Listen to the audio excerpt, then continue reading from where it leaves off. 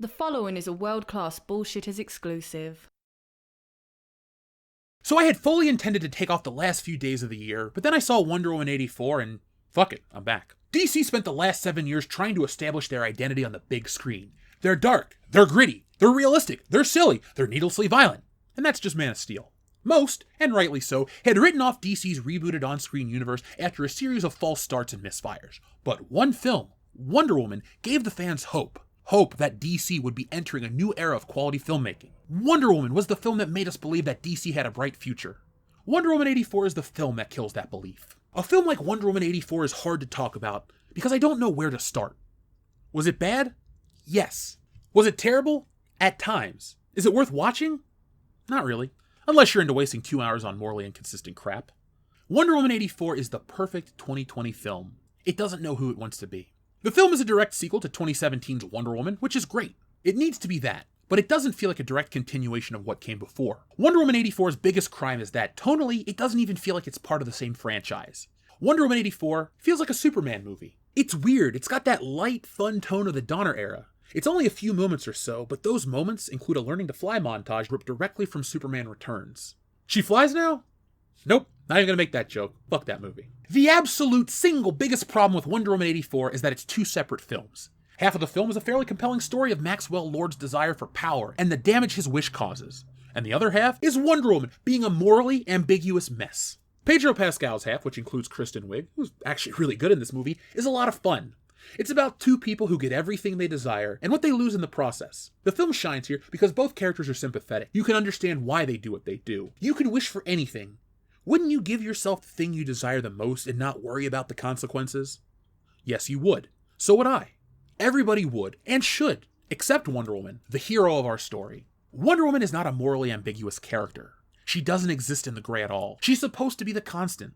Now, of course, she should flirt with the idea of having her deepest desires come true, but she should have never gone through with it. Let me stop right here and talk about the it. The it I'm talking about is a wish. Yes, Wonder Woman 84 is about a magic rock and granting wishes. Seriously, there's no genie or lamp, just a magic rock, that's it. And that's the plot point of this entire film. A magic rock that can grant wishes. Stunning? Sure as hell ain't brave. The magic rock is sort of a monkey's paw situation, where each wish has a negative reaction. Kristen Wiig's Barbara Minerva, aka Cheetah, wants to be like Wonder Woman, and it turns her into a monster. Maxwell Lord wants his oil business to make him rich at ludicrous speeds. But he doesn't know where to start. So he wishes himself to be the magic rock, thus making everyone's wish come true at a price of his choosing, all while paying the ultimate price, his health. Both Maxwell Lord and Barbara Minerva are the villains of the story, but they're not really evil, they're just human. They're supposed to do what they do. Wonder Woman, however, that's another story.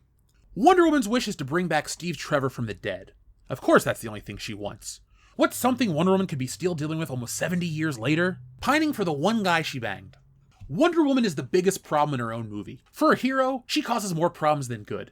Her morals are all over the place. As we discussed earlier, each person who has their wish granted loses something. Wonder Woman loses her superpowers. When Wonder Woman loses her superpowers, people die, because she's not there to protect them. That's selfish. Wonder Woman 84 tries to rip off two of the best superhero sequels of all time, Superman 2 and Spider-Man 2, by finding a way to depower our hero. In those superhero films, the only way for our heroes to regain their powers is by sacrificing the thing they gave up their powers for in the first place. Once Superman saw the threat that Zod and his crew posed to Earth, he shunned the life with Lois Lane that he so desired, and got back to work. Spider-Man 2, Peter gave up being Spider-Man to pursue a life with Mary Jane. Once he realized the threat Octavius posed, he grabbed his suit and got right back into battle. Actually, we could take it a step back. The moment we realized Peter saw the burning building, he risked his life to protect that little kid. Once he realized that he alone wasn't enough, but Spider-Man could have saved everyone, Peter gave up his pursuit of Mary Jane to do the right thing. Now, before anyone likes to say Spider-Man 2 rips off Superman 2, just know that Spider-Man 2 is based off of Amazing Spider-Man number 50, Spider-Man No More. So Superman 2 actually ripped off Spider-Man, but it probably didn't realize it. Unlike Superman and Spider-Man, Wonder Woman doesn't do this. Most of her movie is her watching the world burn so she can have time with Steve, who isn't even Steve to begin with. Yes, Wonder Woman spends most of her movie interacting with Steve Trevor, who isn't even Steve Trevor. What happens is, this rando guy looks at Wonder Woman and then magically turns into Chris Pine. Yeah, it's that stupid. She's letting the world burn so she can spend time with someone who looks like Steve Trevor, but only to her. Anytime he looks in the mirror, we're reminded that it's not really Steve Trevor, but the spirit of Steve Trevor inhabiting this guy's body against his will. Which brings me to the most startling part. Wonder Woman sexually assaults a guy against his will multiple times. Let that sink in. If it doesn't make sense yet, let me spell it out in a way that YouTube won't punish me for. The word sounds like grape, and that's what Wonder Woman did to this guy. In the film, she sleeps with Steve multiple times. It is firmly established multiple times that it is not Steve Trevor, but a different guy. Only Wonder Woman sees this guy as Steve Trevor. It's also firmly established that it's her will that put Steve Trevor's spirit into this guy's body.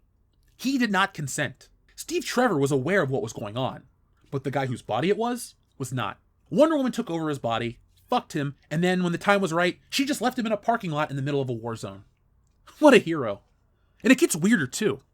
Later, right near the end of the film, Wonder Woman interacts with the guy, this time who's in control of his body, implying that they all have a relationship. So, when they sleep together, it'll be the first time for him, but the 24th time for her. How did the filmmakers not realize that they allowed their hero to snake kill Dumbledore, this guy? No male superhero has ever planted the ape to the female hero. But Wonder Woman did. Talk about a progressive film. This is weird and wrong on so many levels. Outside of the flat-out gross undertones in this film parading around as love, there are other issues with this film. Wonder Woman 84 finds a way to incorporate the invisible jet. Awesome, right? No! How does Wonder Woman make this jet invisible? Well, first, she uses her work clearance from the Smithsonian to just steal a jet for Steve Trevor to pilot. And might I interrupt this little love plot and interject with a moment of reality? How does Steve, a man who died in 1918, know how to expertly fly a jet plane in the modern era? I asked this question out loud while watching the movie. It made no sense, much like the next part, where Wonder Woman magically rubs her hands together and just pulls her super invisibility power out of her ass. Seriously, it's that dumb. Then it gets dumber. It's the 4th of July. There are fireworks. They decide to fly through said fireworks. Cool. They're in a jet, but they're going about as slow as a Jetta. What the hell? This movie was a whole bunch of stupid shit piled on top of more stupid shit with more stupid shit. Moments like this were created when logic was thrown out for romance. Good. There are other dumb moments like the learning to fly scene where Wonder Woman learns to fly, just like Superman. It's a dumb scene only made dumber by what follows. Wonder Woman takes flight around downtown Washington, D.C. She then flies at incredible speeds for an extended period of time around the world, only to have the revelation that she needs to go back home and get her armor. Then a whole metaphor about learning to fly without wings or whatever bullshit they're stealing from Tom Petty these days follows. It would have made sense to first establish a flight motif in this film, then show her trying to fly without wings, only to learn she never needed them in the first place. This film ignores the first part, jumps to the third part, and kinda half-asses the rest of the metaphor. It makes no sense. If they're not trying to make Wonder Woman Superman, they spend the rest of the time trying to make her Spider-Man. She constantly swings around on her lasso of truth like Spider-Man does on his webs. It's not just one scene, but a constant presence throughout the film. They even pull the old Spider-Man is in the middle fighting a crime, but has to stop and take a slight detour to save a couple of kids and get right back into the action trope. It's not a nitpick. It's me wondering why they spent an entire film trying to make Wonder Woman like Superman and Spider-Man. As a character, she's great on her own, so why make her like the guys? Also, outside of ripping off Spider-Man 2 and Superman 2, Wonder Woman 84 rips off Batman Returns, Batman Forever, Batman and Robin, Iron Man 3, and The Amazing Spider-Man 2. How, you might ask? Well, think back to all those wonderful films. Some are good, but most are forgettable or bad. What do they all have in common? Outside of being about superheroes, each film features a character obsessed with the alter ego of our hero, and when the hero isn't nice enough, they become the bad guy and try to kill the hero. Batman Returns, Batman Forever, and Batman and Robin feature Selina Kyle, Edward Nygma, and Poison Ivy respectively. They're all the same character if you think about it. Nerdy outcasts who get superpowers and go after our hero. Iron Man 3 has Aldrich Killian, The Amazing Spider-Man 2 has Electro. It's a reused trope that no one asked for.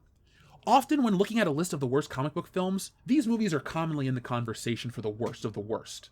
Wonder Woman 84 is now part of that conversation. On the woke narrative, Wonder Woman 84 is a huge win for equality, because finally, we have a female superhero film that's as dogshit as the guys.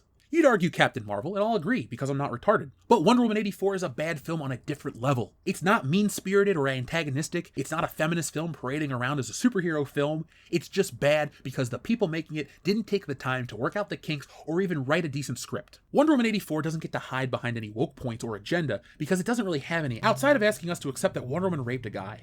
You know what? I take back my last statement. That's a really fucked up message to promote your big new platform to the world. HBO Max is so worried about Gone with the Wind being offensive, but they make Wonder Woman 84 that has this.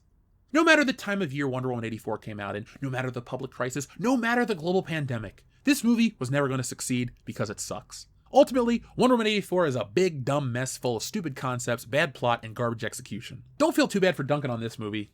because it's as bad as you've heard. I'm most concerned for what's next. Clearly, the film hit whatever metric required to get a sequel, but sequels aren't always an indicator of fan interest. Does the Snyder Cut suffer from Wonder Woman 1984? Does DC go back to square one?